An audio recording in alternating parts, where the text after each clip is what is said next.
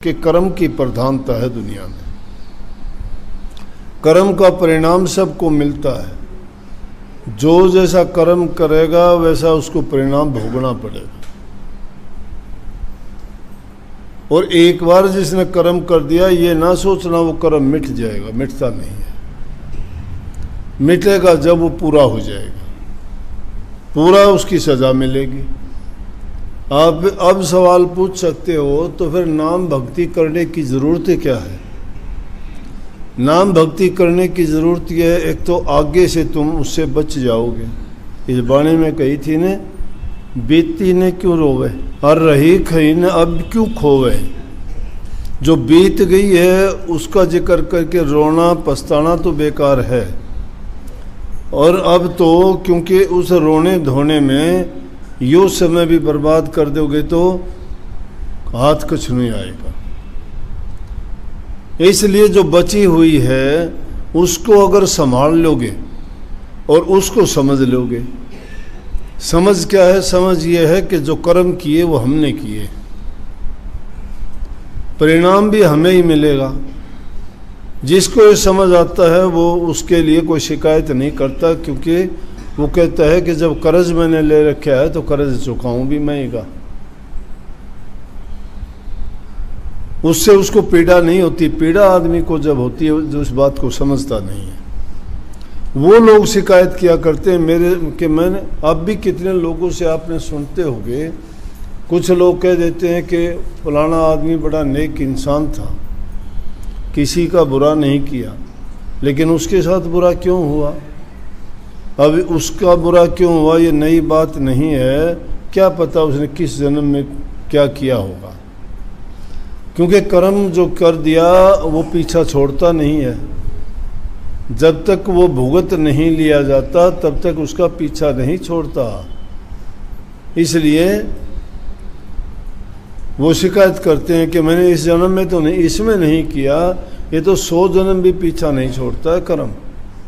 इसलिए अपने कर्म को संवारना और बुरा करने से बचना चाहिए। जो कर्म अच्छा करता है कि ये हो नहीं सकता कि परिणाम बुरा होगा। काफ़ी लोग कह देते हैं कि मैंने नहीं किया, क्या पता क्या सज़ा मिलनी थी, और तेरे जैसे इस कर्म के कारण जो आज कर्म करते हो ये तो हमारा प्रारब्ध बन जाता है। लेकिन एक ही जगह ऐसी है, गुरु की शरण में अगर दृढ़ होके जाओगे, मन में यकीन और विश्वास तुम्हारा पक्का होगा, तो दुनिया की कोई ताकत नहीं कि तुम्हारे रोग तकलीफ़ बीमारी ये आपको तकलीफ़ देंगे ना। हंसते हुए जाओगे, क्योंकि ये राज समझने का है। जो इस भेद को समझ जाता है उसकी कोई शिकायत नहीं रहती। तो झूठा क्यों है संसार? ये सच तो कभी बदलता नहीं है, सच एक ही रहता है। वो हमेशा, नानक साहब ने क्यों कहे कि आज सत जुगाद सत, नानक होशी भी सच रहे भी सत्य। जो सत्य है वो आदि जुगादि समय से ही सत्य है, वो सत्य रहेगा, सत्य है। सत्य का मतलब जो मालिक है उसके नियम हैं, जो उसकी मर्यादाएं हैं वो नहीं बदलती। समय बदलता है, इसलिए जो काल का काल चक्कर जो चलता रहता है ये बदलता है। चारों युग बदलती है और उन युगों के अनुसार इस जीव की हालत भी बदलती चली गई।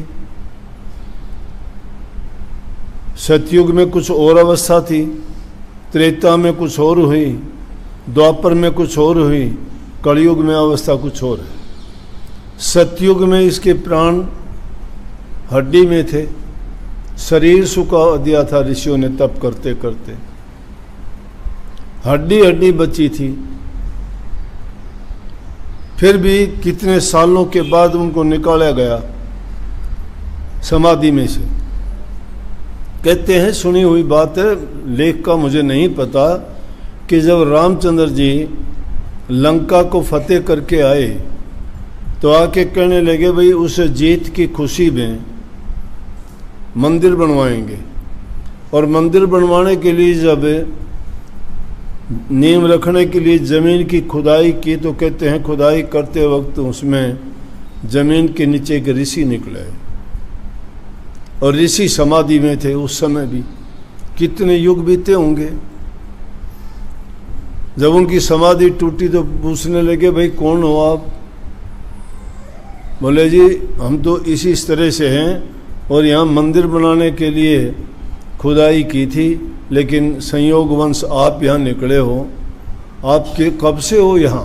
कहने लगे, भाई मैं तो जब से हूँ, क्या पता कब से हूँ, लेकिन आप बताओ कहाँ से आए, कहाँ जा रहे हो? बोले जी श्री रामचंद्र जी लंका को फतेह करके आए। बोले कौन से रामचंद्र जी? बोला जी राम और हुए हैं, राम तो एक ही है। बोला मेरे कमंडल में हाथ मार के देखो कि जब जब राम लंका को फतेह करके आए हैं तो इसमें एक मणका डालते गए हैं। तो कहते हैं जब उसमें हाथ मार के देखा तो उसमें तो भरा हुआ था वो। बोला इतने राम तो आ चुके हैं, ये कौन सा राम है? कहने लगे ये दशरथ पुत्र राम है। बोले तब से मैं समाधि में लीन थे। तो कहने का मतलब इतने युगों तक रहने के बाद भी 80 हजार वर्ष तक ऋषि लोग समाधि में रहे। चिड़ियों ने घोंसले बना लिए, हड्डी में प्राण थे। जब समाधि टूटी तो जिंदा हो गए फिर दोबारा से। तो उस टाइम में भक्ति का रास्ता असल तो ज़रूरत ही नहीं थी। जब सत्य धर्म का पालन करने वाले थे, चाहे ऋषि थे, चाहे ऋषियाणी थी, चाहे उनकी संतान थी, क्योंकि धर्म का पालन था। कोई मिथ्या वचन नहीं थे, कोई पाप कर्म नहीं थे, शुद्ध मन थे लोगों के, पवित्र काम करते थे, धर्म के रास्ते पे चलते थे। सतयुग बीतने लग रहा था और त्रेता युग लगने लग रहा था, तो वो तीनों अवतार जानवर के रूप में आए। मछली के रूप में, कछुए के रूप में और बराह सुअर के रूप में। जब भी इस पृथ्वी पर जो पाप कर्म थे उनसे बचाने के लिए वो पैदा हुए। जब त्रेता युग लगने लगा तो वो जानवर के रूप में नहीं बल्कि इंसान और जानवर दोनों के रूप में आए, नरसिंह भगवान का रूप धार के हिरण्याकुश का वध करने के लिए। लेकिन वो एक अलग बात है, मैंने उस सत्संग में बोला भी था जब रूपावास का था, कि ब्रह्म के जितने भी अवतार आए उन्होंने धर्म की स्थापना की, पाप का अंत किया और महापुरुषों की सुरक्षा की, राक्षसों का संहार किया। जितने ब्रह्म के अवतार आए राक्षसों का संहार करने के लिए आए। हिरण्याकुश का संहार किया किस रूप में आके, कि शरीर आधा इंसान का था, आधा जानवर का था, सिंह का उसका नख और वो थे, बाकी शरीर इंसान का था, नरसिंह भगवान। त्रेता युग जब आया, इंसान के प्राण मांस में रहे और यज्ञ हवन उनका धर्म और पूजा का कार्य रहा। सतयुग में लाख वर्ष की उम्र थी, तो यहाँ उम्र उनकी 10,000 वर्ष उम्र हुई। जब द्वापर युग लगा 1000 वर्ष की उम्र रहेगी और इंसान के प्राण रहे खून में। जब कलयुग लगा तो कलयुग में इंसान के प्राण तो रह गए अन्न में। अन्न अगर खाते हो तो इंसान जिंदा, अन्न नहीं मिले तो नहीं जिंदा रह सकता। अन्नमय कोष कलयुग में लगा और प्राण किस चीज में? अन्नमय रह गए। इसलिए अन्नमय कोष प्रथम ऐसा कोष है, वो अन्न जैसा खाते हैं वैसा मन होता है, जैसा मन होता है उसमें वैसे विचार होते हैं, जैसे विचार होते हैं उसमें वैसा ही ज्ञान और विवेक होता है और उसी के अनुसार उसको सुख दुख और आनंद मिलता है। इसलिए ऋषियों ने कहा 3 गुणों में से 3 प्रकार का ही भोजन होता है। रजोगुणी, तमोगुणी और सतोगुणी। सतोगुणी भोजन ऋषि संत भगत लोग खाते हैं। आजकल के युग में तो वो बात आई गई होगी, कोई जानता पहचानता नहीं, माड़ खाते हैं सब। नहीं तो सात्विक भोजन में हरी सब्जियां, चावल और हल्का, बस कोई दूध, दही, घी, मक्खन, मलाई खाने की आवश्यकता नहीं थी, ना वो खाते थे। क्योंकि ये ऐसा अन्न खाने से इंसान की बुद्धि सात्विक रहती है। सात्विक का मतलब बहुत ही बुरी चीज़ों से निर्लेप, शांति वाली, दया, प्रेम, हर और सहानुभूति और धैर्य, ये गुण उसमें होते हैं। और रजोगुणी जो भोजन था वो हम आम संसारी लोग अपने घरों में बनता है, वो जो खाते हैं उसमें कोई अलग नहीं।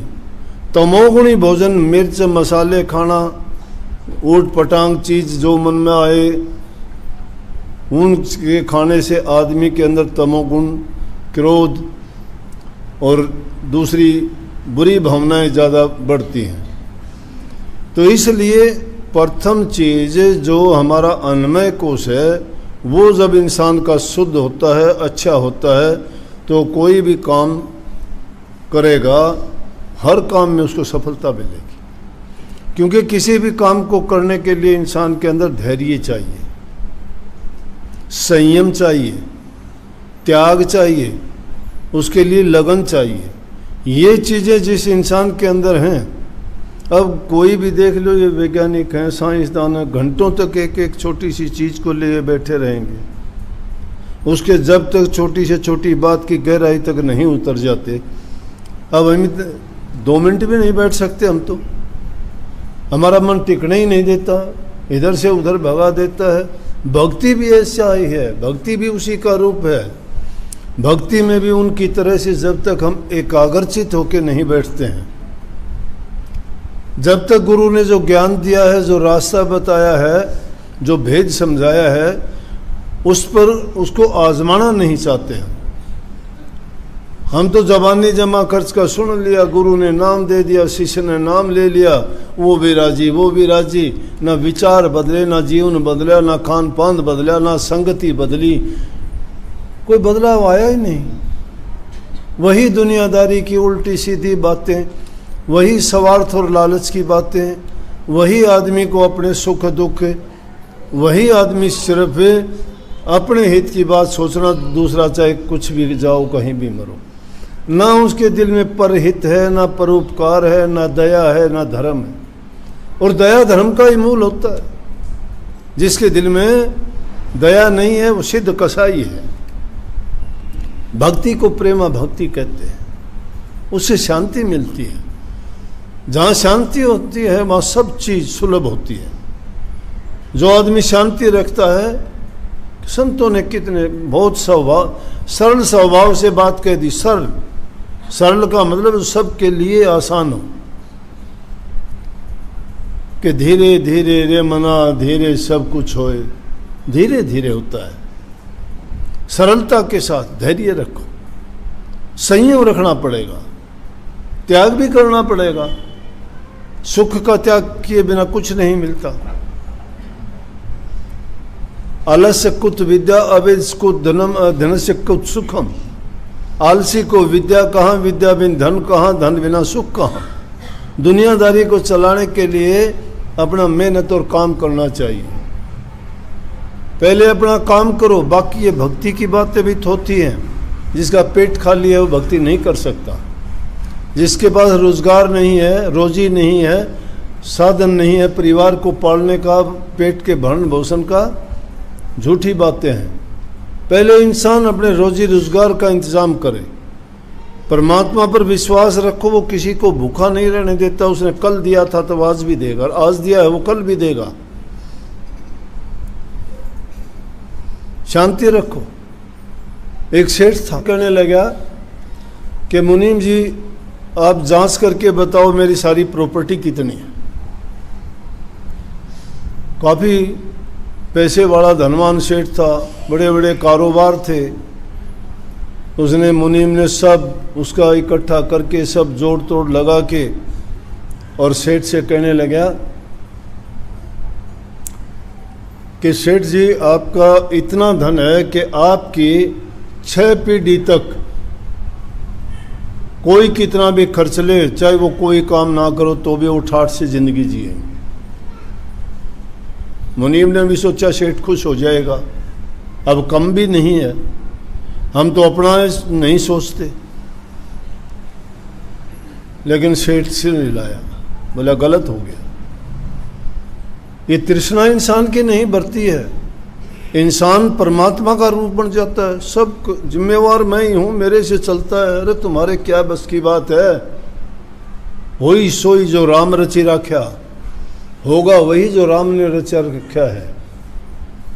होनो होनी अटल है, होनी तो होके रह, अण होनी ना हो, तुलसी मन मैदान में तान बिछोना सो। होनी को आज तक कोई मेट नहीं सका, रोक नहीं सका, लेकिन जानबूझ के खोटा मंदा कर्म ना करो, उससे बचो। सेठ को बड़ी चिंता लगी, बड़ा गलत हो गया। गुरु था, गुरु के पास गया, गुरु जी गलत काम हो गया। बोला क्या हुआ सेठ? बोला हुआ क्या, मैंने सारी संपत्ति की जांच करवाई, मुनीम से आकलन करवाया कि पूरा बता भाई कब तक के लिए ये ऐसा हो सकता है कि मेरे परिवार को, मेरे पीछे आने वाले लोगों के लिए कितना होगा। बोला मुनीम कहता है 6 पीढ़ी तक तो तेरा इतना धन है कि बिना कोई काम करे भी ठाठ से रहेंगे। बोला जी इससे आगे बात गलत होगी, आगे क्या करेंगे? गुरुजी कहने लगे भाई मैं तो आपको कहाँ तक समझाऊंगा, क्या बताऊंगा। एक बुढ़िया रहती है, उसके पास चला जा, लेकिन उस बुढ़िया के लिए शर्त यह है कि 1 बोरी आटे की दे के आएगा उसको। तो बोला जी 1 बोरी आटे की के माने रखती है। गया सेठ, देखा जाके एक झोंपड़ी में बैठी हुई है, तन पर फटे हाल से कपड़े पहने हैं, कुटिया में कुछ है ही नहीं, 1-2 बर्तन पड़ा है, 1-2 चीज़ों को, एक खाट है, चारपाई है, बस बैठी है मस्त। जाके सेठ ने बंदगी करी, माताजी प्रणाम। बोली आओ बेटा, कैसे? बोला कि बस आपसे कुछ पूछने के लिए आया था। क्या पूछना था भाई? कि इस तरह से मेरी चिंता है, लेकिन पहले आप मेरा ये स्वीकार करो। बोला क्या है ये? कि 1 बोरी आटे की है, आपके पास तो कुछ खाने के लिए भी नहीं है, ये रखो, आपको कुछ नहीं करना पड़ेगा। आपका काम कैसे चलता है? बोला हंसी। बोला मेरा काम कैसे चलता है?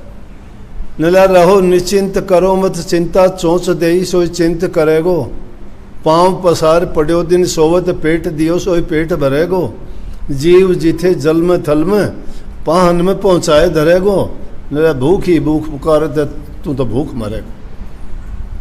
जिसने पैदा किया है उसने जो इंतजाम भी किया है। गलत बात है। मैं ये चिंता नहीं करती, जिसने कल दिया था वो कल दिया था वो आगे भी दे देगा। बोला तो थोड़ा बहुत तो रख ले आटा। किस लिए रख लूँ? मेरे पास पाव भर आटा रखा है, मुझे इतना मैं खाऊंगी नहीं।